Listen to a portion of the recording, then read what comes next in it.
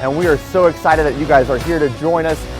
Cole McIntyre, Ryan Murphy, Hannah Hamelback, Addie Schanie. Guys, can't get any better than this game day here on the hill. Look at this atmosphere. It's beautiful. Yeah. Ryan, you are literally glowing. I promise he's here. I really do. He's glowing today. He's just so excited. I'm bringing the shine. Golden I had hour. to bring the shine. I know, he's just lighting up the place. I love it. It's Addie. I want to start with you. What are you most excited for? So I'm going to sit down with President Cavoni, which we are lucky enough to have had him on most of our last shows. What I'm super excited to talk to him about is he served as the longest tenured chair on the Conference USA Board of Directors. I have tons of questions about that, especially with how many changes we've seen in the conference the last few years, so I'm excited to sit down with him. Okay, let's give Cole his soapbox, okay. all he really wants to talk about. All we got to talk, hey Jay, get it, zoom in on this. Zoom in on it. Let me show you. Can you tell who it is? 30, can you tell who it is? Can you tell who it is? You questioned it? Can you tell? It's right here. Travis Hudson. He's going to be with us the whole show since he can't do an interview with us. We're so sad. It would not be a homecoming show without Cole talking about Travis Hudson. You had to bring him in some way, right? In some way. So, all right. Now, we all know how electric the homecoming parade is. Reporter Eli Thompson takes you to the magic of last night's Big Reds roar. Welcome back to the Extra Points Countdown to Kickoff show. I've got some WKU royalty alongside me. President Cavoni, how's homecoming week been treating you? Well, it's been a long but fun week, and getting ready for the game and some tailgating. It's a beautiful day on the hill. Yes, it is. We were talking before the interview about the amount of sleep he's able to get, especially when it comes to homecoming week. I'm sure the 11 o'clock game is not helping with that. Well, as long as there's coffee flowing, I may have had an energy drink or two. I'm ready to roll. Keep it going. Well, homecoming is one of the greatest times of the year to be a Hilltopper. We preserve so many traditions. What made this one special?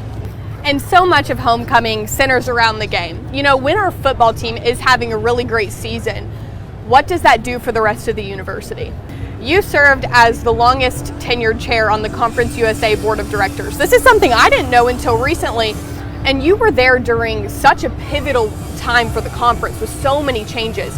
What sorts of projects were you a part of regarding those changes? We've had an annual concert for the last 3 years now. I know it's something that we all look forward to every single year. Why are events like that important to invest in and to continue to engage students? Well, we do want to do something a little bit different this year. We haven't done before with you. All right. How big of a football analytics guy are you? I'm a football fan, but I don't know how much on analytics. I can predict scores, but we'll see where we go. That's more up the alley we're going to take you. So we're going to have a couple different games for you to choose from today's slate and pick winners. So first up, this is kind of a Cardinal sin, should we say. I'm going to ask you about the Louisville Cardinals. They're playing Stanford today. That's my, I'll say second team since we're sitting with you right now, but I am from Louisville, so be careful what you say here. Stanford or Louisville? Louisville by 14. I like it. We already know you're going to pick the Hilltoppers. Don't even think we need to ask about that. But what's going to be the key to take down La Tech? And what do you think about the Hilltoppers defense? They've been having a huge year. Well, thank you so much for joining us. We're going to have to check back in next year to see how those picks held up. Yeah. Cole did such a great job on that interview. I did find out Coach Polona and I have something in common. Really? I'm also a fan of the Red Hot Chili Peppers. I think isn't everybody a fan yeah, of Red Hot maybe it's everyone. But you know who else is red hot right now? Who is it? The Lady Toppers. Lady They're Tops. 3-0 to start the season. And Ryan, the team is ready for a massive comeback after an incredibly disappointing end to last season. No, I mean The overall issue was down the stretch at the most crucial part of the season, heading into the conference tournament. They couldn't finish out. They couldn't close out these games. You know, we talk about this was a team riddled with injuries. They're a lot healthier now. They are. Talk to me about a new piece they've added. Yeah. Sounds kind of like what Hannah and Cole were talking about with Babacar. Yeah. Similar play styles. Yeah, very similar. Another key part of this team that's been a key part of this team for the last few years is Alexis Mead. Yes. The issue last year was the fact that she had to do it all. She led the team in minutes played. She was asked to step up when people would get hurt. And she was able to do that. She was a team player, but she wasn't able to focus on her game. And what she said after they lost in the first round of the conference tournament to Liberty, she said that next morning the team woke up with immediate championship aspirations. They're coming back with a chip on their shoulder. She said that they took that loss personally.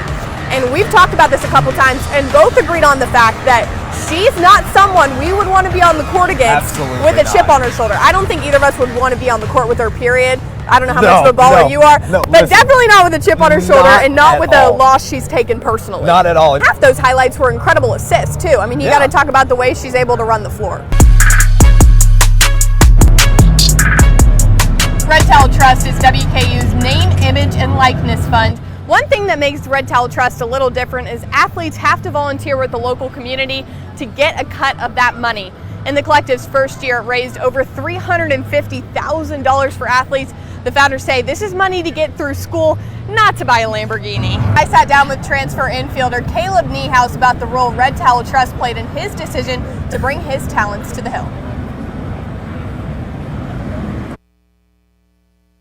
Caleb, thanks so much for walking the bases with us. This is your first year as a Hilltopper. What are you going to bring to this WKU baseball team? A ball player that's ready to get some dubs for the Toppers. I like it. I like the mentality. So you transferred here from the University of Southern Indiana.